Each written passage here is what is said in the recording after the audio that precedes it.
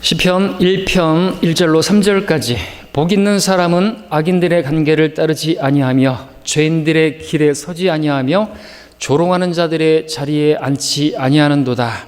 그의 즐거움이 주의 법에 있으니 그가 주의 법을 주야로 묵상하는도다.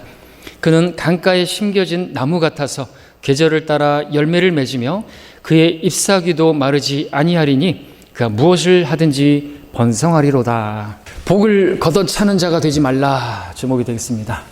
좀 제목부터가 좀 과격하죠? 대개 이 본문이면 복 있는 자들은 뭐 이렇게 설교 제목이 붙는데, 자, 우리는 복 있는 자들입니다. 복을 받은 자들이죠. 그 복은 다른 게 아니고 복음을 받은 사람들입니다. 복음보다 우리에게 복이 어디 있어요? 성경은 죄악들이 용서받고 죄가가 가려진 자들은 복이 있고 주께서 죄를 인정하지 않을 사람은 복이 있다고 말씀하셨는데, 여러분들이 그 복 있는 자들 아닙니까? 죄들이 가려졌어요. 그 주님과 교제가 가능해졌어요. 우리가 무엇이나 주님께 또 주님 목전에 기쁨이 되는 것들을 구한다면 다 이루어질 거라고 말씀하셨는데, 우리에게 부족한 게 뭐가 있습니까? 주님이 나의 목자신데 부족한 게 뭐가 있겠습니까? 내 잔이 넘치나이다 고백할 수 있는 우리들이 아닙니까? 또 한 번의 새해를 맞이하면서 여러분 주위에서 새해 복 많이 받으세요라는 그러한 말을 많이 들었을 것입니다. 저도 많이 들었습니다. 좋은 말이죠. 저주받으라는 말보다는 복 받으라는 말 얼마나 좋습니까? 그러니까 우리 그리스도인들은 주의해야만 하는 것이죠. 왜냐하면 복 받으라는 말이 오히려 저주받으라는 말이 될 수도 있기 때문에 그렇습니다. 때문에 우리는 그냥 마냥 복 받으라고 말해서는 안 됩니다. 세상 사람들이, 믿지 않는 사람들이 말하는 그 복이라는 게 뭡니까? 복 많이 받으라고, 한 해 동안에 복 많이 받으라고 하는데, 뭐 오복이니 뭐 칠복이니 팔복이니 뭐 각종 복을 얘기하는데, 그 복들에 공통적으로 들어있는 게 뭡니까? 부죠, 장수입니다. 하나님께서 여러분에게 소원을 말하라고 한다면, 올 한 해의 소원을 말하라고 한다면 여러분은 어떤 복을 달라고 기도하시겠습니까? 여러분도 부와 명예, 성공 또는 장수 이런 것들을 구하시겠습니까? 물론 부와 장수 대표적으로 많은 사람들이 구하는데 좋죠. 부가 있으면 좋죠. 부유하면 좋죠. 근데 장수하지 못하면 부가 무슨 소용이 있겠습니까? 반대로 장수하면 좋겠지만 돈이 없어서 궁핍하게 지질이 고생하며 산다고 한다면 장수가 무슨 소용이 있겠습니까? 그래서 부와 장수, 거의 모든 사람들이 추구하는 복일 것입니다. 이러한 복을 서로에게 말하고 기원하는 거 좋아 보입니다. 그럼에도 불구하고 말입니다, 주의해야 된다는 것이죠. 왜냐하면 구원받지 못한 사람들에게 그 복이 주어지게 되면 오히려 그것이 저주가 될 수 있기 때문에 그렇습니다. 왜 그렇습니까? 구원받지 못한 사람들에게 정말 중요한 것은 부나 장수가 아니라 구원이기 때문에 그렇습니다. 이 땅에서 아무리 부와 장수를 누린다 할지라도 구원받지 못해 결국에는 지옥에서 영혼을 보내야 된다고 한다면 그것이 어찌 복이라고 할 수 있고 오히려 저주라고 말할 수 있지 않습니까? 주님 말씀하셨죠. 사람이 온 세상을 얻고도 자신의 혼을 잃어버린다면 무슨 유익이 있겠느냐고요. 사람이 자기 혼을 무엇과 바꾸겠느냐고요. 부와 바꾸겠습니까? 명예와 바꾸겠습니까? 장수와 바꾸겠습니까? 때문에 사람은요, 무엇보다 혼이 잘 돼야 되죠. 다른 게 잘 되는 게 아닙니다. 번성하고 그런 것이 아닙니다. 그래서 사랑하는 자여, 무엇보다도 내 혼이 잘됨 같이 내가 번성하고 강건하기를 바라노라고 요한이 가이오에게 바랬죠. 혼의 구원이 없이 번성하게 되고 건강하게 되고 장수하는 것, 그거는 저주에 가까울 뿐입니다. 불신자가 부와 장수를 복으로 생각하면 생각할수록 그것만을 추구하고 그것만을 따라간다고 한다면 결과적으로 하나님으로부터 점점 멀어질 수밖에 없기 때문에 그렇습니다. 그게 주어졌다고 하면은 아무런 어려움도 없고 건강하고 장수하고 부유하고 하나님 안 찾습니다. 그래서 하나님께서 여러분에게 주시는 것이라고 한다면 그건 다 복된 것이죠. 성경은 우리 하나님을 복되신 분이라고 말하고 있습니다. 복의 근원이라고 말씀하십니다. 복을 주시는 분이라고 창세기 1장에서부터 말씀하고 계시죠. 하나님께서 우리에게 주시는 복이라고 한다면 세상 사람들이 복이라고 생각하는 것과는 분명히 다른 색깔일 수 있어요. 좋아 보이지 않는 것도 있을 수가 있어요. 한 해 동안 여러분들에게 어떤 나빠 보이는 것도 있을 수가 있어요. 그러나 여러분들이 아셔야 될 것은 그 나빠 보이는 것마저도 하나님께서는 여러분들을 사랑하시기 때문에 허락하시는 것이고, 그 모든 것도 합력해서 그 시련도 고난도 가난도 궁핍도 다 합력하여서 선을 이루시는 분이시기 때문에, 그래야 그리스도의 형상에, 아들의 형상에 일치시키기 위해서 허락하시는 것이기 때문에 그건 참으로 복된 것들인 것이죠. 그걸 그렇게 받아들일 수 있어야 여러분에게서 불평이 나오지 않을 수 있고, 오히려 그 가운데서도 감사가 나올 수가 있겠죠. 주신 분도 주시고 빼앗아 가시는 분도 주십니다. 주님께서 우리에게 좋은 것을 주셨는데 나쁜 것도 주시지 않겠습니까? 근데 그 나쁜 것이 나쁜 게 아니다라고 그런 시각을 갖는 것이 중요한 것입니다. 그렇지 않으면 결국에는 주님께 질투를 느끼고, 그리고 세상을 시기하다가 결국엔 여러분들도 실족할 수밖에 없기 때문에 전혀 복된 사람이 못 되고 맞는 것이죠. 자, 그렇게 부와 장수 이런 것들을 추구하다 보면 하나님과 멀어진다고 했습니다. 때문에 우리는 막연히 복을 받으라고 말할 게 아니라, 그렇게 복 받으라고 말할 게 아니라 복음을 받아들이라고, 그죠? 구원을 받으라고 그렇게 말을 해야 되는 것이죠. 구원받지 못한 혼에게 세상적인 복만을 빌어주고 그의 혼의 구원을 위해서 복음을 전하지 않는다고 한다면 그 사람에게 말하는 복 많이 받으세요, 이것은 저주의 말이 될 수가 있어요. 잠언 27장 14절에 이른 아침에 일어나 큰 소리로 친구를 축복하는 자가 있나니 그것이 그에게는 저주로 여겨지리라 말하고 있습니다. 우리 새 아침 일어나서 새해 복 많이 받으세요, 우리 그리스도인들이, 그것이 오히려 그 축복이 저주가 될 수가 있다는 것이죠. 그래서 우리는 그냥 마냥 그렇게 할 게 아니라는 거죠. 한다고 한다면 우리가 하나님께서 주시는 복을 받기를 원합니다. 복음을 받아들이기를 바랍니다. 올해는 이렇게 말하는 게 옳겠죠. 자, 하나님께서 말씀하시는 진정한 복은요, 다른 게 아닌 것입니다. 복음입니다. 죄악들이 용서받고 죄가 가려진 자는 복이 있고, 그것을 잠언에서 말씀하고 있는데 로마서에서 4장에서 그 또 인용하고 있죠. 우리 그리스도인들은 복을 받은 자들입니다. 복이 있는 자들입니다. 복 대신 그분이 내 안에 있기 때문에 우리는 복이 있는 사람들인 것이죠. 근데 세상 사람들은 복 있는 사람들이 아닌 것입니다. 그러니까 여러분들 절대로 시기하지 마십시오. 세상 사람들이 잘 된다고 해서 여러분들 그것을 시기하다가 실족하는 일이 있어서는 안 되겠죠. 그 사람들이 설령 세상에서 부를 누리고 명예를 누리고 장수를 누린다 할지라도 예수님 안 믿는데도 불구하고, 하나님 섬기지도 않는데도 불구하고 그렇게 잘 먹고 잘 사는 것에 대해서 여러분들 그렇게 그런다 할지라도 그게 뭐예요? 구원받지 못했다고 한다면, 죄 사함의 복을 받지 못했다고 한다면, 결국에 우리 본문 시편 1편 5절에 보는 것처럼 그 죄인들은 하반절에 의인들의 회중에 들지 못할 것이기 때문에 그렇습니다. 의인들의 회중에 들지 못한다고 한다면 어떻게 되겠습니까? 영원한 흑암의 장소 지옥에 던져지고 마는 것입니다. 누가 복된 자들인 것입니까? 종국에 가서 마지막에 잘 되려야죠. 그래서 우리가 지금은 좀 안 좋은 것을 받는다 할지라도 마지막에 끝에 가서는, 결국에는 종국에 가서는 모든 일을 합력하여 선을 이루시는 그 주님을 우리가 바라본다면 당장에 주어지는 그 어떤 것에도 우리는 감사할 수가 있겠죠. 모든 일에 감사할 수 있는 것이죠. 항상 기뻐할 수가 있겠죠. 자, 시편 1편은 복 있는 사람에 대해서 말씀하고 있습니다. 자, 그러나 복 있는 사람이 되기 위해서는 어떻게 해야 한다라는 것을 말하는 것이 아니라, 복 있는 사람은 어떻게 산다, 이렇게 산다, 이렇게 살아야 된다, 계속해서 그 복이 나에게 있게 된다라는 것을 말씀하고 있는데요. 과연 여러분들이 복을 이미 받은 사람들인데 계속해서 복 있는 사람들로 주님께서 주시는 그 축복을 누리기를 원하시는 마음이 있다면 여러분 이 복 있는 사람들로 그렇게 살아야 할 것입니다. 세 가지로 말씀을 드릴 텐데요. 오늘 본문이 3절이니까 첫 번째, 복 있는 사람은 어떻게 삽니까? 악인의 관계를 따르지 않는 삶을 삽니다. 여러분이 계속해서 복이 있는 사람이 되기를 원한다면 악인의 관계를 따르지 말아야 한다는 것이죠. 너무나 잘 알고 계시는 말씀이죠. 뻔한 말씀이죠. 근데 과연 그럴까요?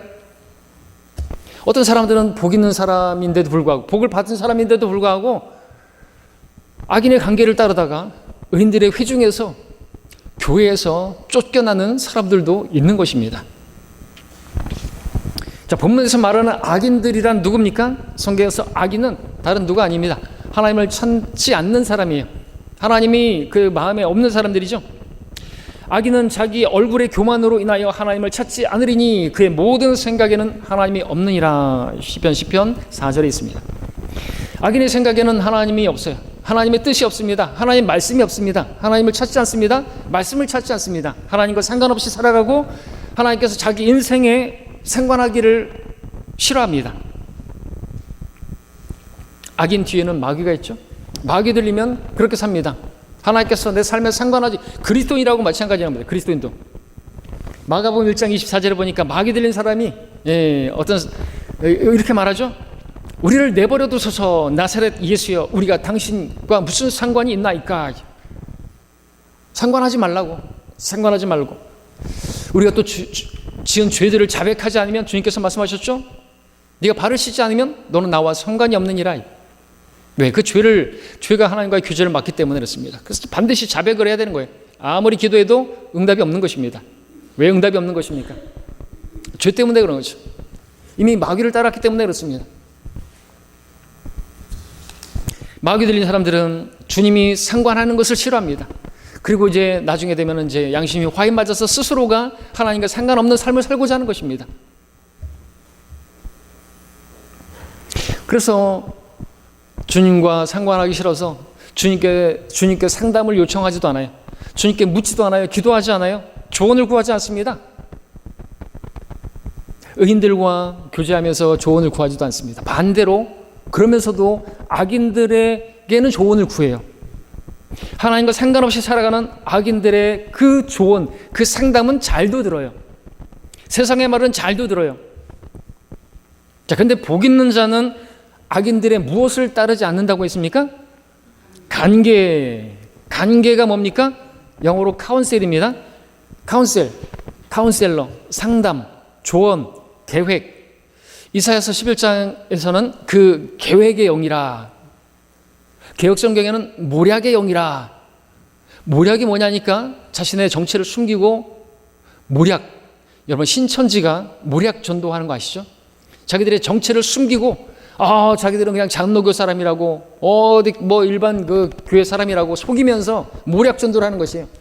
자기네 정체를 숨기고 그리고 이익을 얻기 위해서 그걸 무너뜨리기 위해서 실족시키기 위해서 그렇게 간계를 사용한다는 거죠. 간계. 그러니까 복 있는 사람은 하나님과 상관없이 살아가는 그러한 사람들의 조언을 따르지 않는 사람이라는 것이죠. 왜냐하면 그들의 그 조언, 그들의 상담, 그들의 권면은 간계이기 때문에, 아주 간교한 간계이기 때문에 그렇습니다. 속여서 넘어뜨리기 위해서 하는 말들이기 때문에 그렇습니다. 과거에 뱀이 이브에게 그렇게 했죠. 나는 뱀이 그의 간계로 이브를 속인 것 같이 너희 마음도 어떤 방법으로든 그리스도 안에 있는 단순함에서 떠나 부패할까 두려워하노라 그랬습니다. 자, 우리말로 간계라고 지금 써 있으니까 여러분 속지 않을 것 같죠. 간계에 어떻게 속아? 그러나 조언이라고 하면, 상담이라고 하면 그 카운셀인데 그렇게 돼 있다고 한다면 이야기는 달라지는 거예요. 간계가 아니에요. 다가올 때 그 간계가 아니에요. 나를 넘어뜨리기 위해서 하는 말이 아니에요. 그 악인들의 말이 어쩜 그리 나를 위하는 말이죠. 나를 사랑해서 나를 위해서 하는 말처럼 들리는지요. 그러니까 넘어가는 것이죠. 그래서 결국에 의인들의 회중에서 교회에서 결국에는 떨어져 나가고 하나님 피로 사신 교회, 하나님의 주신 구원, 하나님 바른 말씀 너무나 감사해서 찬양하고 목소리를 높였는데 그게 아주 무가치하게 돼버려요. 교회가 아니에요. 성도들이 아니에요. 이건 불평만 쫙 나오고 하나님 피로 사신 교회는 헌신짝 버리듯이 하나님 앞에 헌신하는 게 아니라 헌신짝 버리듯이 교회를 버리고 그렇게 떨어져 나가는 사람들이 있다는 것이죠. 왜요? 그게 관계인데 그게 조언으로 들리는 거예요. 영어로는 같아요. 카운셀. 이브가 그 뱀의 그 관계를 어떻게 들었다고요? 너무나 보기 좋게, 너무나 달콤하게 너무나 먹음직스럽고 그렇게 바라봤던 것처럼 그냥 그 금단의 열매를 먹어버리는 거예요. 부패해버리는 것이죠. 속에서부터 쓴뿌리가 나오는 것입니다. 그러면 온몸이 더럽혀지게 되고 결국에는 그 의인들의 회중에서 하나님께서 내치는 거예요. 문둥병 걸린 자와 같이 아론과 미리암이 모세를 대적했을 때 하나님께서 문둥병 허락하셔서 의인들의 회중에서 격리시켰던 것처럼, 코로나에 걸렸을 때 격리시키는 것처럼 전염시키면 안 되니까 교회를, 양무리를 지켜야 되니까, 그죠? 목자는 그럴 때 그렇게 격리를 시키는 것입니다. 출석 정지를 하든지 징계를 하든지 그렇게 추리하든지. 자기들의 관계는 정말 겉으로 볼 때는 아주 그럴듯해요. 양의 탈을 섰기 때문에 그렇죠. 속은 일인데 말이죠. 나를 진심으로 위해주는, 설득력 있고 들을 때면 솔깃하고 정말 그럴듯해요. 말씀드리지만 절대로 그렇지는 않아요. 그럴듯하죠. 이단들도 들어보면 그럴듯해요. 이 단이 뭐예요? 달을 이 끝단, 끝에 가서 파멸입니다. 때문에 어떤 사람들이 거기에 속아서 따라가는 거예요. 그러나 그 조언을 따라가서는 안 되는 것이죠. 왜냐하면 나중에는 그와 함께 따라가다가 그와 함께 서게 되고 나중에는 주저앉게 되기 때문이었습니다. 잘 달려가다가 누가 너희를 미혹하여 너희들 달려가는 그 길을 막더냐. 복음을 잘 전하고 거리 설교하고 주님을 신실하게 섬기다가 더 이상 달려가지 않더니 어딘가 따로 가더니 그냥 어디 가서 서 있더니 어디 가서 그냥 주저앉아 버리는 것이, 거기는 의인들의 회중이 아닌 것입니다. 본문 1절에서 우리는 죄가 어떻게 우리 삶에 침투하는지 그 경로를 확인할 수 있는데, 1절에 나타난 세 가지 동사는 무엇입니까? 따르다, walk, 서다, stand, 앉다, sit. 이 세 단어는 성도가 죄악으로 빠져들어가는 단계를 잘 묘사하고 있습니다. 근데 이 순서는 하나님의 사람이 하나님을 향해서 나아가는 그 방향에 정확하게 역순입니다. 성도가 하나님께 나아가는 단계는 먼저는 앉는 것이고요, 그 다음에는 서는 것이고요, 그 다음에는 걷는 것입니다. 오치만니의 좌행참이라는 말도 있죠. 우리는 먼저 천상에 앉혀졌습니다. 앉는 게 필요합니다. 마르다와 같이 주님의 말씀 앞에 앉는 것이 필요합니다. 주님과의 교제를 말하는 것이죠. 그 다음에 앉아만 있으면 안 되는 것이죠. 그렇게 앉아서 주님과 교제했다고 한다면 일어서야 하는 것이죠. 마귀가 공격한다 할지라도 서야 되는 것입니다. 능히 서 있어야 되는 것이죠. 에베소서에서 마귀의 술책에 대항하여 설 수 있도록 모든 일을 다 이루기까지 서 있게 하기 위함이라. 서 있어야 되는 것입니다. 앉아있다가 섰는데 마귀 공격 있다고 해서 다시 앉아버리면 안 되는 것이죠.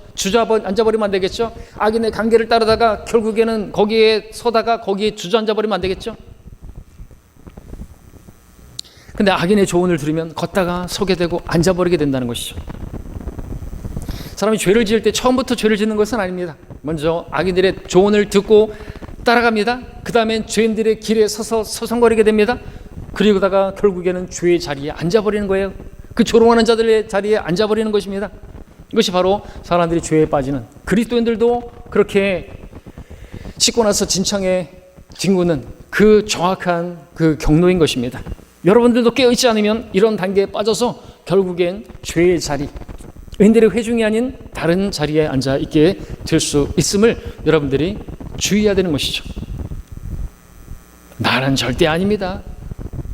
제가 절대로 저는 다른 성도들은 그럴지라도 저는요, 제가 얼마나 주님 사랑하는데요, 바른 말씀 만나서 얼마나 기뻐했는데요, 라고 말씀하시겠습니까? 그렇게 말하는 분이 있다고 한다면 제일 먼저 넘어지겠습니다.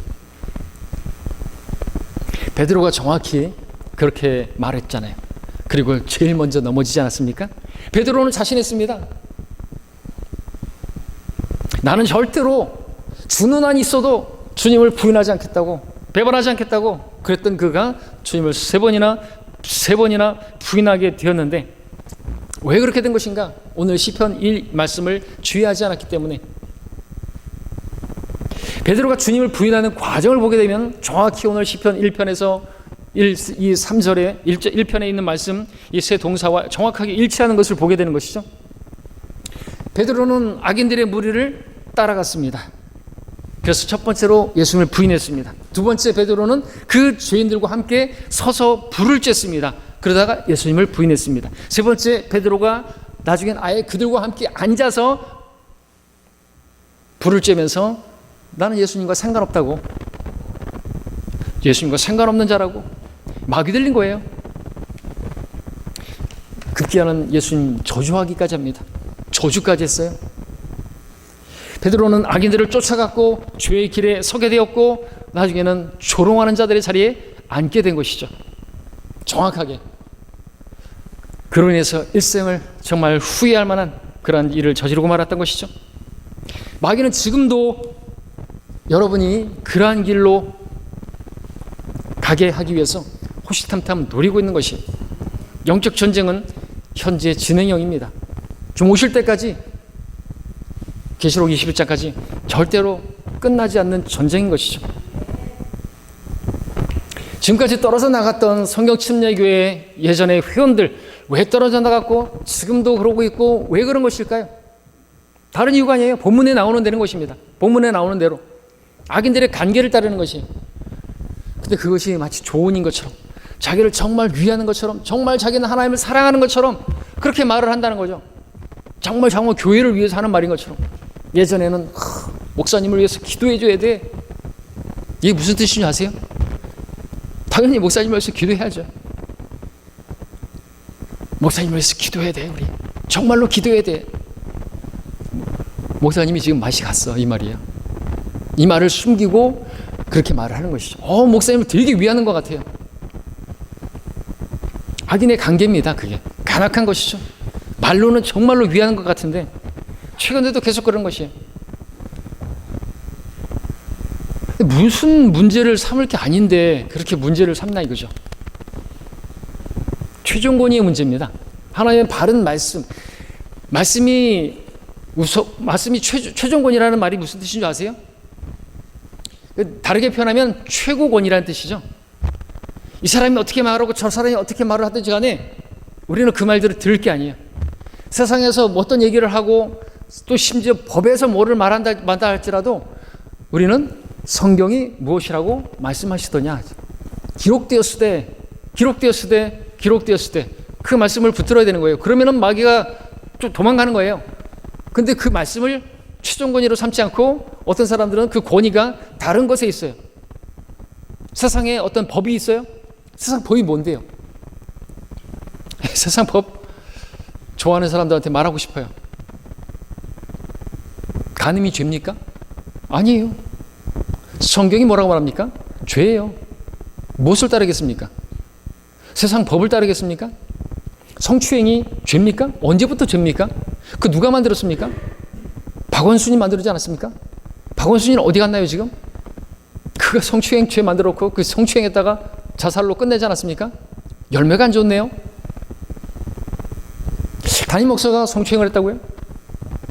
그런 일이 있을 때, 아니 간음을 했을 경우에도 두세 증인이 없으면 받지 말라고, 송사를 받지 말라고, 장로에 대한 송사는 두세 증인이 없으면 받지 말라고, 이 두세 증인에 대한 그 말씀은 구약에서부터 계속해서 간음이든 살인이든 어떤 죄에 대해서 계속 얘기했다는 거죠.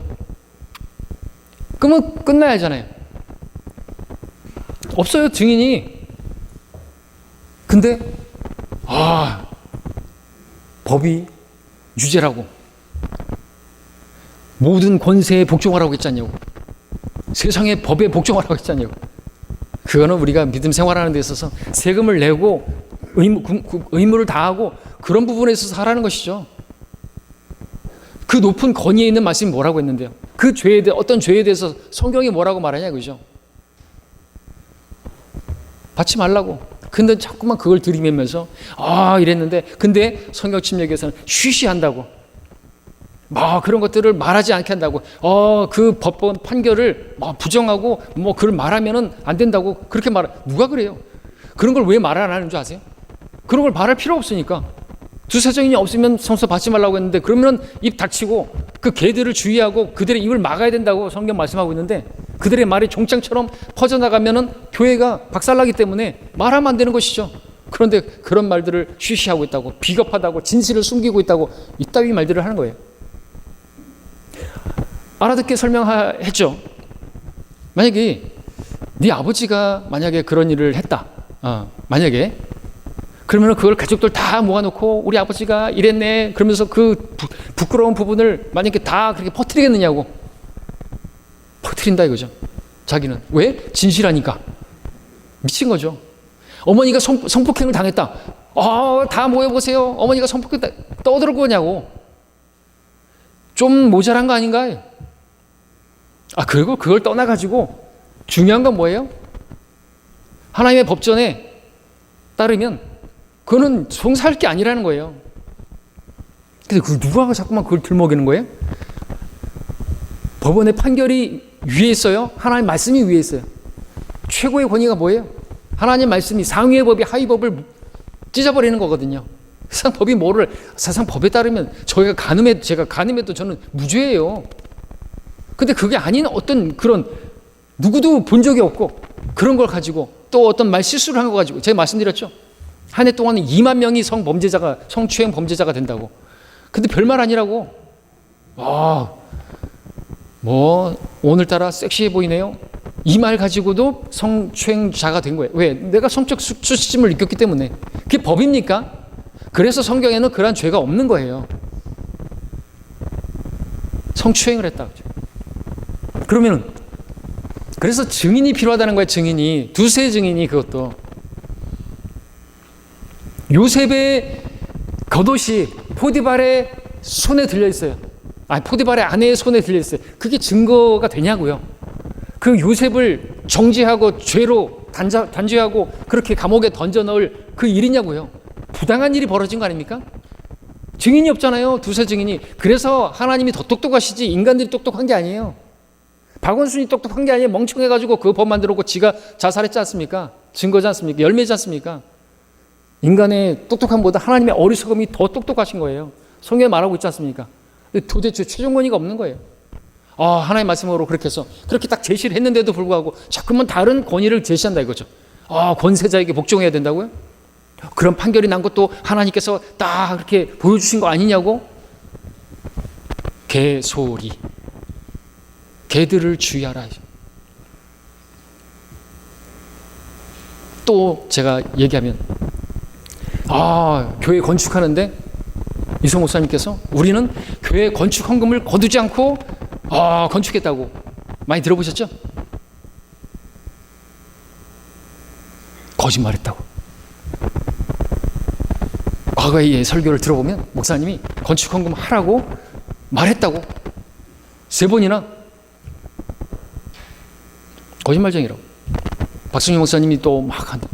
우리 교회는 건축 헌금을 거두지 않고 교회를 건축한 교회라고. 거짓말이라고. 자, 제가 여러분의 질문에 드려보겠습니다. 자, 성경 신약에는 건축 헌금 거뒀습니까? 안 거뒀습니까? 거뒀죠. 또 안 거뒀죠. 뭔 말인지 모르는 사람들이 있어요. 답답해요. 어이가 없어요. 이해가 안 돼요. 제가 여러분에게 물어볼게요. 우리 교회 건축하는데 제가 건축 헌금 거뒀습니까? 안 거뒀습니까? 그럼 제가 좀 더 자세하게 제가 건축 헌금 하라고 했습니까? 하지 말라고 했습니까? 네? 말 못 하시는 게 답이에요. 왜? 저는 건축 헌금 하지 말라고 먼저 말씀드렸죠. 그 다음에 나중에는 건축 헌금 하시라고도 말씀드렸죠. 왜요? 제가 뭐라고 여러분들이 자원해서 여러분들의 예배당을 건축하려고 하는데 제가 뭐라고 하지 말라고 말할 수 있는 권한이 없더라는 것이죠. 그래서 저는 여러분들에게 자원하는 마음이 있거들랑 하나님께서 마음을 주셨다고 한다면 하시라고 말씀을 드렸지 않습니까? 저는 하라고 했고 하지 말라고 했습니다. 그렇다고 해서 제가 우리 교회 건축하는데 건축 헌금을 거뒀다고 말은 할 수 없는 거예요. 이성 목사님 말한 게 뭡니까? 제도권 교회들처럼 그렇게 건축 헌금 거두지 않았다는 거죠. 작정 헌금 하십시오. 얼마, 장로들은 얼마, 권사들은 얼마, 집사들은 얼마, 서로 또 빚 보증 서가면서 그런 식으로 거두지 않았단 말이에요. 그 말을 이해를 못해요? 근데 건축과 헌금 하라고 했다고, 하지 말라고 했다고, 한입 갖고 두 말 했다고. 이게 말입니까? 방구입니까? 그걸 가지고, 그걸 듣고, 그걸 불평 삼고, 두 목사님이 다 거짓말쟁이라고 하면, 그런 사람은 정말 돌봐줘야 될 사람이죠. 아닙니까? 제가 너무 지나친 겁니까? 여러분들도 제가 이걸 기왕 말씀드리니까 제가 지금 그냥 제가 서두에 말씀드렸죠. 오늘 설교는 거의 준비 없이 제가 준비를 할 시간이 너무나 없어서 하나 더 말씀드릴게요. 생각이 나는데 우리 교회가 지금 이름이 뭐죠? 광주 성경침례교회죠. 어디에 있어요? 거짓말했네. 나주에 있으면서 광주 성경침례교회라고 이름하면 어떡하냐고 라고 말하는 분이 이거 우리 가운데서 나오면 됩니까? 안 됩니까? 말씀드렸잖아요. 원조 나주곰탕집이 나주에 있다가 광주로 갔어요. 근데 거기 똑같이 이름을 쓰네요. 원조 나주곰탕집이라고? 뭡니까? 고유 이름이에요. 그죠? 상호예요. 쓰는 거예요. 우리 광주에 있다가 나주로 옮겼대. 그 지역의 어떤 그런 것이 아니라 우린 네임이란 말이죠. 우리의 고유 이름이란 말이죠. 그리고 우리가 그 이름을 계속 고수해야 되는 것은 누군가가 나타나가지고 광주에다가 광주 성경침례교회 이름을 쓰면 안 되니까, 헷갈리니까. 그죠? 남의 그 지게표를 자기들이 쓰면 안 되니까. 이 지게표를 옮기면 안 되기 때문에 이름을 그렇게 쓰는 거예요. 여러분들 오해하지 마십시오. 그런 부분에 있어서. 거짓말하니 광주에 없으면서 나주에 있으면서 광주 성경침례교회라고. 그래서 혹시라도 저는 그런 분들이 계실까 봐 광주는 빛고울이고 나주는 빛가람이니까 빛 성경침례교회로 할까? 혹시라도 그런 분이 생기면 안 되니까. 이름도 좋아요. 빛 성경침례교회. 우리 주님은 빛이시고 그죠? 말씀은 빛이고. 좋겠다. 꼭 굳이 우리가 성경침례교회 이름 쓰지 않아도 돼요. 자유롭게 쓸 수 있어요. 근데 그 이름보다 더 좋은 이름이 없기 때문에 우리는 성경을 최종 권위로 여기고 또 침례, 모든 카톨릭과 그러한 거기에 전통들을 다 우리는 거부한다라고 하는 강력한 이름이 침례라는 표현밖에 없기 때문에 라고 럭커 목사님 또 얘기했던 것처럼 그래서 성경 침례교를 쓰는데 지역 이름을 광주로 시작했기 때문에 그렇게 쓴다라는 것이죠. 거기에 있어서 무슨 문제가 있나요? 문제가 전혀 될 게 아닙니다. 근데 문제가 될 게 아닌데 문제를 삼는 그런 사람들이 있다라는 것이죠. 이유가 무엇인가? 이것도 몰라요. 모세를 대적했던 사람이 누구예요? 이방인 에티오피아인과 혼인했다는 이유로 그 발꿈치를 들었던 사람들이 누구예요? 아론이고 또 미리암이잖아요. 우리 주일학교 학생들도 알잖아요. 왜 대적했대요? 왜 대적했을까요? 잘 보세요. 하나님께서는요, 문제 삼지 않으셨어요. 뭘요? 모세가 이방 여인과 혼인한 것에서 문제 삼지 않았어요. 전혀 문제가 없어요. 근데 그것을 문제 삼았어요. 근데 문제 삼았던 사람들의 마음에는 뭐가 있었냐니까? 그들이 말하죠. 모세를 통해서만 말씀하시겠느냐 이거죠. 우리를 통해서도 말씀하실 수 있다라는 것이 성경에 나오지 않습니까? 그들의 마음에 있던 게 뭐예요? 자기들이 지도자가 되고 싶은 교만이 모든 교만한 자식들을 다스리는 왕이 마귀예요. 마귀가 있는 거예요. 그래요. 아론 말 잘해요. 누구보다? 모세보다.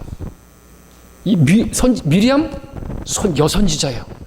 출애굽했을 때 얼마나 아름답게 감동적으로 시적으로 노래했냐 이거죠. 성경에 기록되어 정도로 그럴듯하잖아요. 왜 모세를 통해 말도 못하는 모세를 통해서 설교하냐 이거죠. 말씀 전하냐 이거죠. 자기들도 얼마든지 할 수 있다 이거죠. 그렇게 나가가지고 자칭 목사가 돼서 교회를 하고 있는 사람들이 얼마나 많은지 몰라요. 럭커 목사님 교회에 대적해서 바로 건너편에다가 교회를 세우고 한 블록 넘어서 교회 세우고 주변에 5개가 세워졌어요. 거긴 더 많아요. 열매를 보고 판단하라고요? 또 하는 말이 뭐예요? 열매가 남아있으면 남아있지 않고 자꾸만 교회 떨어져 나간다 이거죠. 목사가 사역을 잘못하는 거라고. 떨어져 나가는 사람이 왜 이렇게 많냐고. 열매가 남아있으면, 그게 그 말이 아니에요. 요한복음 15장에서 그 열매가 남아있어. 그 다음에 하나님께 기도하면 너희가 구하시는 무엇이나 응답해 주실 거라고. 근데 되도 않는 그런 구절들을 갖다가 그럴듯하게 막 섞어서 변개시켜서 딱 제시를 하는데 그거를 받아 먹어요. 문제가 뭐예요? 하나님의 말씀으로 무장이 안 돼 있기 때문에 그런 거예요. 그 배우를 모르는 거예요. 그냥 그 말만 듣는 거예요. 옛 뱀이 이불을 속인 것처럼 그렇게 딱 받아 그렇게 들어버리면, 와, 하나님께서 금지하신 그것이 그렇게 아름답고 먹고 싶고 그렇게 되는 거거든요. 분별하시는 거예요.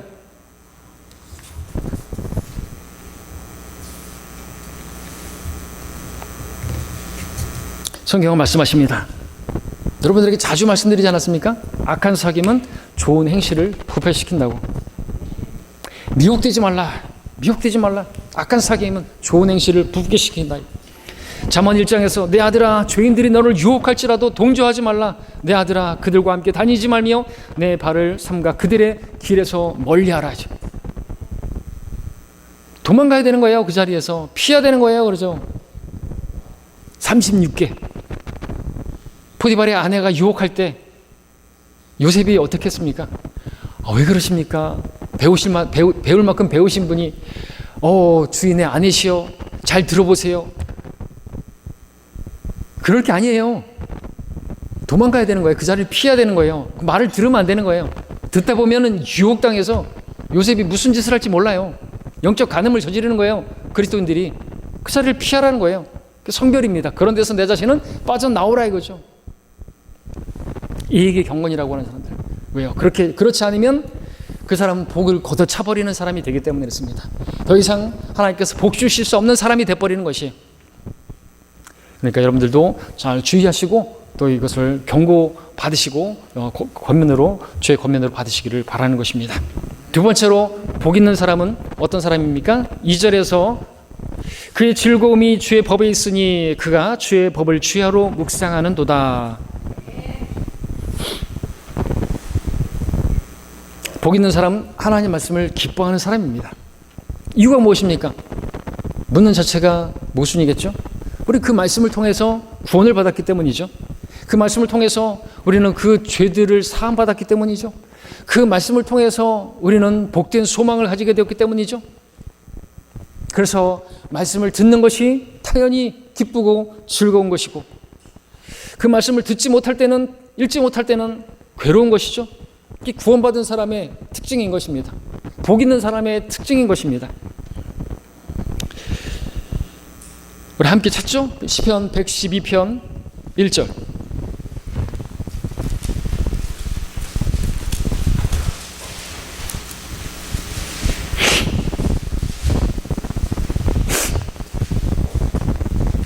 함께 한 목소리로 112편 1절을 읽겠습니다.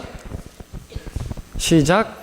너희는 주를 찬양하라. 주를 두려워하고 그의 계명들을 크게 기뻐하는 사람은 복이 있나니. 누가 복이 있는 자인가요? 주의 계명, 곧 주의 말씀, 그 말씀을 그냥 기뻐하는 것도 아니고 크게 기뻐하는 사람이 복이 있는 사람이다 이거죠. 하나님의 말씀을 가까이 하는 사람이 복이 있는 사람이라 이거죠. 그 말씀을 기쁨으로 여기는 사람이 복이 있는 사람이라 이거죠. 반대로 말하면 주의 말씀을 가까이 하지 않는 사람, 그 말씀을 읽지 않는 사람, 복이 없는 겁니다. 복을 걷어차는 거예요. 그 말씀이 우리에게 영이고 생명이고 풍성한 생명의 삶을 살게 해주는데 그 말씀을 기뻐하지 않는다고 뭘 기뻐할까요? 뭘 기뻐해요? 악인들의 그 조언, 악인들의 그 꼬시는 유혹하는 말을 기쁘게 들으면요, 특징이 하나 있습니다. 하나님의 말씀을 안 읽어요. 그리고 그런 거에 유혹에 넘어가는 사람들은 하나님 말씀을 읽지 않는 사람들이고 모르는 사람들이 태반이에요. 하나님과 교제가 없는 사람 분명합니다. 자주 말씀드렸죠? 제가 신학 공부할 때도 50명이 왔는데 40 몇 명이 떨어져 나가고, 그때 이재명의 반역 사건으로 떨어져 나갔는데 당시에 저도 엄청 흔들렸었어요. 저도 실족할 뻔했었죠. 왜냐하면 신학 공부하느라고 너무나 시간이 없고 붕어빵 굽고 저녁에 가서 신학 공부하고 성경 읽을 시간이 없고 기도할 시간이 없었어요. 대부분이 그랬어요. 떨어져 나간 사람 누군가 주님과의 교제가 없는 거예요. 성경을 안 읽은 거예요. 그냥 신학만 공부한 거예요. 그냥 막 레포트 쓰고 시험 치르고 막 그 신학 공부하고 너무 좋죠. 근데 신학은 보약과 같은 거예요. 그런 교리를 배우면 보약만 먹고 살 수 없다 이거죠. 하나 양식을 먹어야죠. 밥이 보약이에요. 보약이 아니란 말이죠. 근데 그런 사람들이 떨어져 나가는 거예요. 하나님의 말씀을 여러분 즐거워하셔야 되나요? 그래서 다른 이유가 아니에요. 왜 휩쓸려 가는 거예요? 왜 왜 뽑혀나가는 거예요? 말씀이 반석인데 반석 위에 말씀 위에 서 있지 않으니까 말씀을 가까이 하지 않으니까 하나님께서 심판하실 수밖에 없는 거예요. 너 나 사랑 안 하는구나. 그 말씀이 하나님이신데 말씀을 사랑하지 않고 읽지 않으니까 하나님께서 쫓아버리시는 것이죠. 누구를 통해서? 어떤 그런 악인을 통해서. 119편도 보겠습니다. 119편 92절.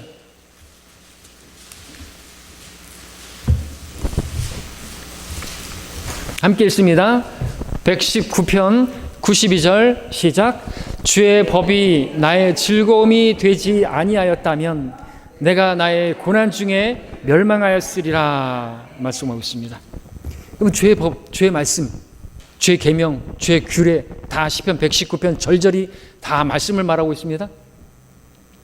이 말씀이 즐거움이 되었기 때문에 고난의 날에 어떤 위험의 날에 어떤 전쟁의 날에 그 말씀이 나를 구원해 주는 말씀이 되었던 것이죠. 그렇지 않았다고 하면 나도 멸망했을 것이다 이거죠. 죄인들의 자리에 앉아서 목사를 보면서 설교를 들으면서 비웃고 조롱하면서 너나 잘하세요 거짓말쟁이야 이러고 앉아 있는 거예요. 뭘 거짓말했는데 건축헌금 하라 그래놓고 안 했다고 그게 쓴뿌리가 되는 거예요. 다른 것도 많이 있죠. 열매가 남아 있어야 되는데 왜 다 나간 사람이 많냐고. 영적 전쟁이 말씀에 뿌리 내리지 못해가고 떨어져 나간 걸 어떻게 하라고요? 그게 목사 책임입니까? 그만큼 영적 전쟁이 치열하다는 것이고 그만큼 마귀가 성경 침례교회를 공격한다는 거 아닙니까? 떨어져 나간 사람이 많으니까 하나님께서 안 쓰신다는 게 이게 궤변이 아니고 뭐겠습니까? 간계예요, 간계. 간파를 해야 되는 거죠. 말씀과 전혀 상관없는 거예요. 말씀 오히려 마지막 날들에 더 많은 사람들이 배교할 것이고 배교하는 일이 이르지 않고는 그날이 오지 않겠다. 오늘과 안 했잖아요. 배교하는 일이 많다고 해가지고 하나님 쓰시는 목자가 아니라고 말하면 성경을 모르는 사람이죠. 그게 주의 말씀을 즐거워하지 않은 사람이에요. 그 말씀을 읽지 않은 사람이에요. 그럴듯하게 말하죠. 듣고 보니까 그럴듯한데 와 남아있지 않네.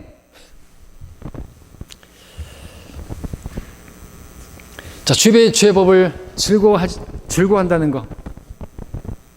어느 정도로 즐거워야 될까요? 필요한 음식, 여러분 양식을 먹는 것보다도 더 가치 있게 여겨야 되는 거죠. 오전 성경 공부 시간에 뵀는데 바울은 우리 먹을 것과 입을 것만 있으면 만족하라고 그렇게 말했는데 락커 목사님 주석에도 쓰고 있습니다. 먹을 것과 입을 것. 그래서 디모데에게 말하죠. 네가 올 때 그 외투를 가져오고 그리고 양피지로 된 책들을 가져오라고. 그 감옥 환경에서도 바울은 필요한 게 먹을 것과 입을 것인데 입을 것 추우니까 외투가 필요하고 먹을 것 그 책들 양피제도 책 하나님 말씀 그것만 있으면 족하다고 그렇게 주의 법을 즐거워했던 사도 바울인 것이죠. 그래서 어떤 환난에도 고난에도 그 위협에도 그는 주님과 연합해서 달려갈 길을 마치고 믿음을 지킬 수가 있었던 것입니다. 주의 법을 즐거워했던 사람입니다. 여러분들 춥든지 덥든지 감옥에서든지 어디서든지 근데 그런 데 있지 않은데도 하나님 말씀이 바로 옆에 있는데도 그냥 TV 위에다가 다 올려 요런 TV가 좀 얇아가지고 못 올려놓죠. 옛날에는 예수 목사님께서 주일 끝나면 집에 돌아가고 TV에다가 성경 딱 올려놓고 일주일 지나고 교회 올 때 탁탁 먼지 털고 가지고 온다고 그러셨는데 여러분 중에 그런 분 없겠죠? 그런 분은 이제 다음 순서가 되는 거예요. 떨어져 나가는 것은 시간 문제입니다. 분명히 말씀드리죠. 떨어져 나갔는데 책임은 저희가 없어요. 물론 전 기도하죠. 여러분 서로 기도해 줘야죠. 근데 당사자가 성경 안 읽겠다는데 떨어져 나가는 거를 누구에게 책임을 묻냐 이거죠. 여러분이 실족하는 건 여러분의 문제입니다. 실족하게 하는 일들이 없을 수는 없어요. 실족하게 하는 사람이 문제겠지만 그럼에도 불구하고 실족한 사람 책임이 없지 않다는 거죠.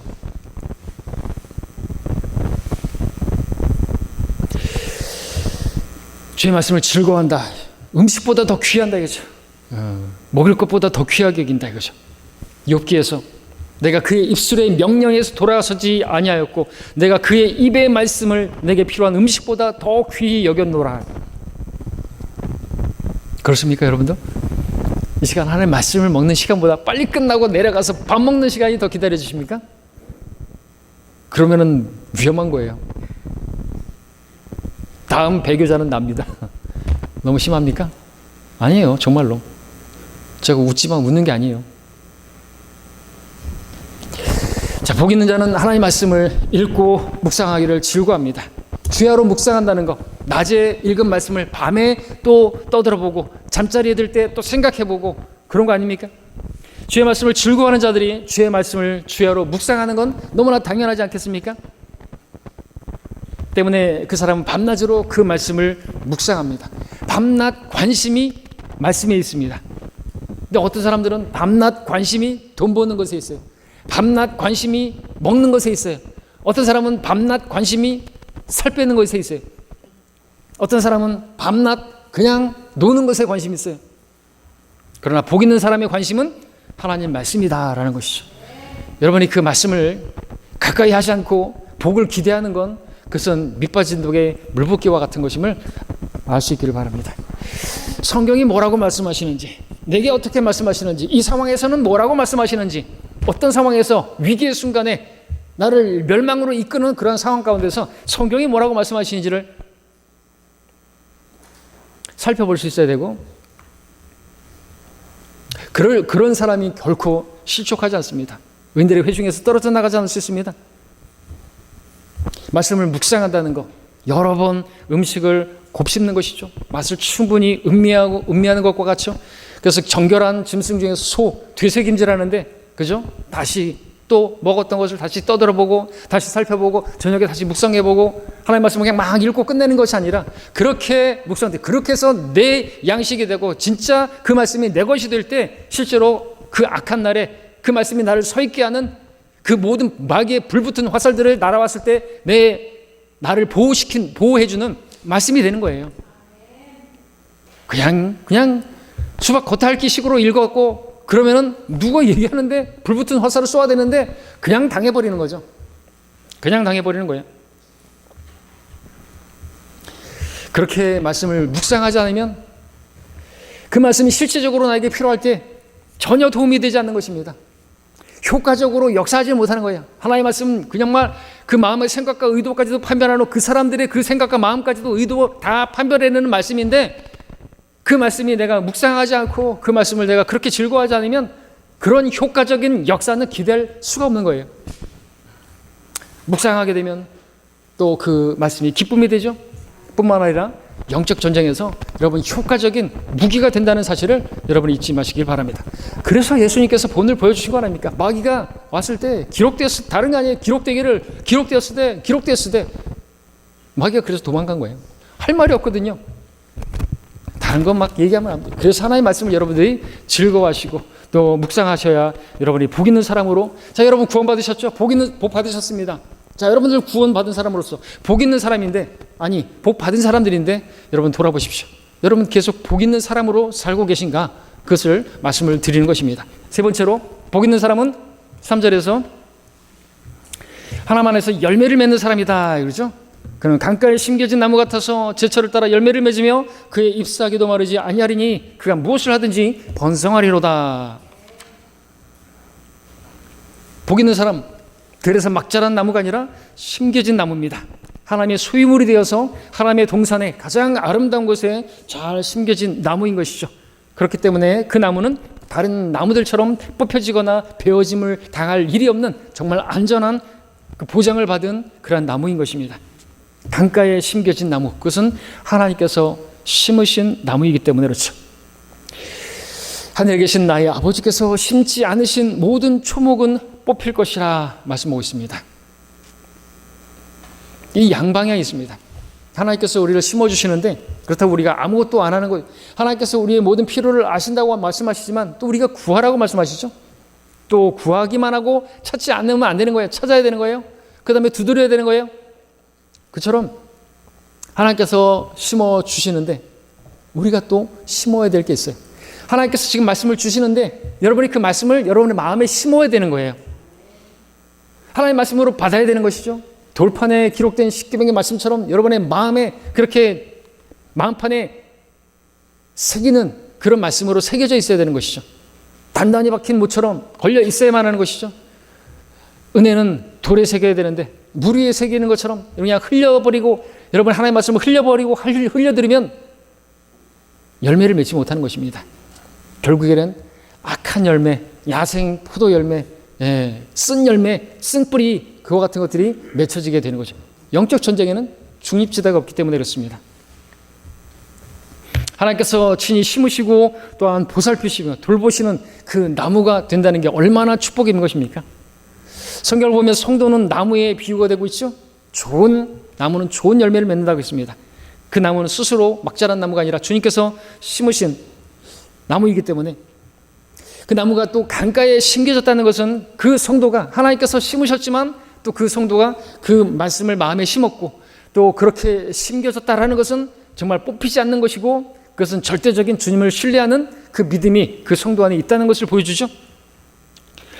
그래서 예레미야 17장에서는 주를 신뢰하고 그의 소망을 주께 두는 사람은 복이 있도다. 그는 물가에 심겨진 나무가 강가의 그 뿌리를 뻗침과 같아서 더위가 와도 걱정하지 않고 그 잎이 푸르러 가뭄의 해에도 염려하지 않고 열매 맺는 것도 그치지 아니할 것임이라 했습니다. 그 말씀의 뿌리를 내리고 있는 거예요.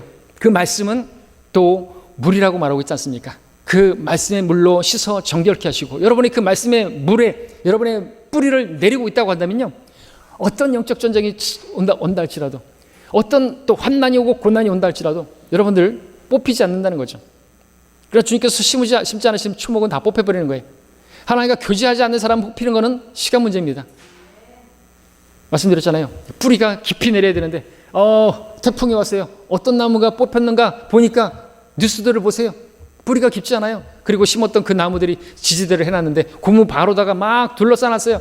그 고무 발을 풀러놔야 되고 또 시간이 얼마 되지도 않았는데 태풍이 와버리니까 뿌리 내리지 못하니까 그런 놈들이 다 자빠지고 뽑혀지고 그렇게 돼버린 거 아닙니까? 뿌리 깊은 나무 뽑히지 않죠? 넘어지지 않습니다. 그게 뭐예요? 하나님의 말씀에 뿌리를 내리는 거예요. 그러면 그 말씀이 믿음을 주죠. 그래서 주를 신뢰하고 그의 소망을 주께 두는 그 열매가 맺혀지고 그 사람은 복 있는 사람이라 말하고 있는 것입니다. 그 소망을 주께 두는 사람은 복 있는 사람이다. 복 있는 사람으로 계속해서 의인의 회중 가운데서 머무르고 있는 사람, 다른 게 아니라는 것이죠.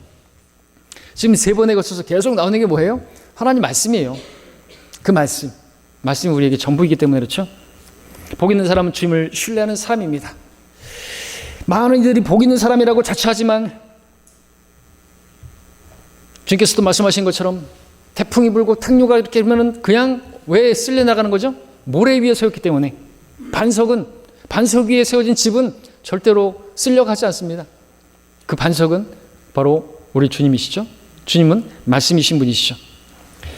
그렇게 막 자기들이 영적인 척하고 그랬지만 어떤 그 교회 안에 태풍이 불면 다 쓸려 나가버려요.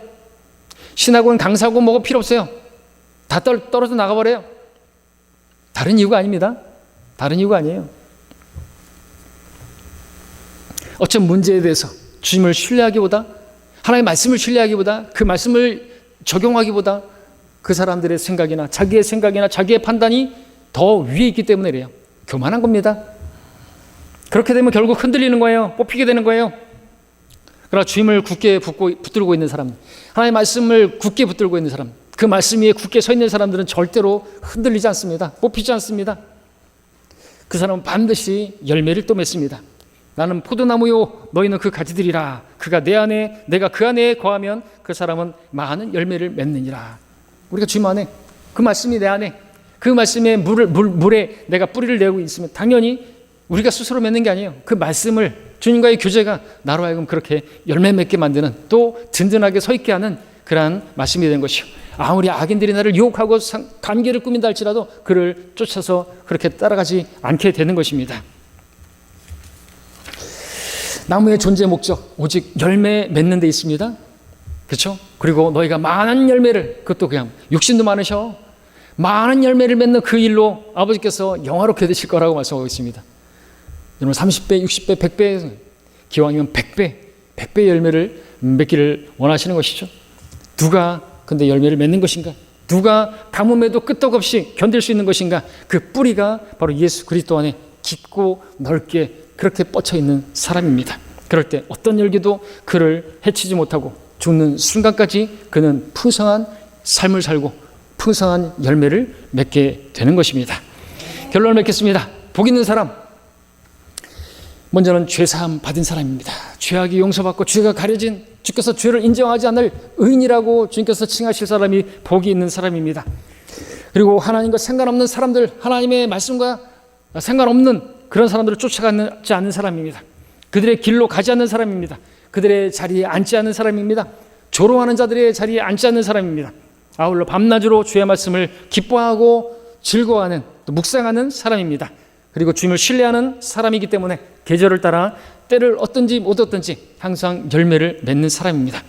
이렇게 살아가는 사람이 복 있는 사람이고, 여러분이 그러한 복 있는 사람으로 계속해서 주님을 섬기게 되기를 원하는 것입니다. 성경에 나타난 복 있는 사람들, 특별한 사람들이 아닙니다. 우리가 똑같은 환경에서 사람이 당하는, 흔히 당하는 모든 그 시험들 다 당했습니다. 실현 당했습니다. 그들이라고 해서 왜 고통이 없었고, 아니 그들이라고 우리보다 더한 궁핍과 가난과 그러한 학대와 그 멸시와 천대를 당하고 그랬고, 질병도 있었고 그랬습니다. 그들도 우리와 똑같이 또 그 시험에 빠지기도 했고 유혹에 빠지기도 했었습니다. 다른 점이 있다고 한다면 그들은 그런 복스럽지 못한 환경 속에서도 복 있는 삶을 살았다라는 것이죠. 우리가 도전을 받아야 되죠. 깨달아야 될 부분이 뭐가 있습니까? 때문에 여러분에게 지금 어려운 일이 있다고 해요. 그렇다고 낙담할 게 아니라는 것입니다. 그런 일이 있을 수 있어요. 근데 그런 일들을 허락하시는 것은 여러분의 그 믿음이 진짜인가를 보기 위해서 허락하시는 것입니다. 태풍이 불어야 진짜가 나타나는 거 아닙니까? 여러분의 삶에 태풍이 없기를 바라지 마세요. 우리 교회 안에도 영적 전쟁이 또 치열하게 일어날 수가 있습니다. 뽑히면 책임 전가인가요? 제 책임 아닙니다. 이렇게까지 말씀을 드렸는데 여러분들이 뽑혀 나간다고 한다면, 떨어져 나간다고 한다면 다른 이유가 아닙니다. 여러분이 하나님의 말씀을 가까이 하지 않았기 때문이고 그 말씀을 붙들고 있지 않기 때문에 떨어져 나가는 것입니다. 그러나 붙들고 있다고 한다면 여러분들은 반드시 이 자리에, 여러분이 있어야 할 자리에 서 있을 수가 있을 것입니다. 이런 말이 있습니다. 우리에게 늘 햇빛만 비친다면 사막이 되고 만다. 하나님께서는 우리를 사랑하시기 때문에 때로는 가뭄의 기간도 허락하시고, 또 비바람도 허락하시고, 태풍도 허락하시고, 눈보라도 허락하십니다. 햇볕이 쪼이는 날도, 구름 낀 날도. 그러나 복 있는 사람은 그 모든 그 일들을 통해서도 합력하여 선을 이루고 선한 열매를 맺게 됩니다. 과연 여러분들은 복 있는 사람으로 살고 있는 것인가? 구원받았다면서 그렇게 살고 있지 못하고 한다면 과연 내가 복 있는 사람인지, 주님께서 복 주실 사람인지 의심스럽겠죠? 열매로 그 나무를 알기 때문에 그렇습니다. 그러나 주께서 오늘 여러분에게 바라시는 것은 오늘 말씀 하나하나의 근거에서 다른 것이 아닙니다. 하나님 말씀을 절대적인 최종 권위로 그 말씀을 여러분의 믿음의 방패이자 또 성령의 칼로 삼고 그렇게 주님과 온전히 연합해서 그렇게 그 믿음의 길을 걸어가기를 바라시는 것입니다. 그런 우리 모두가 되기를 바랍니다. 기도하겠습니다.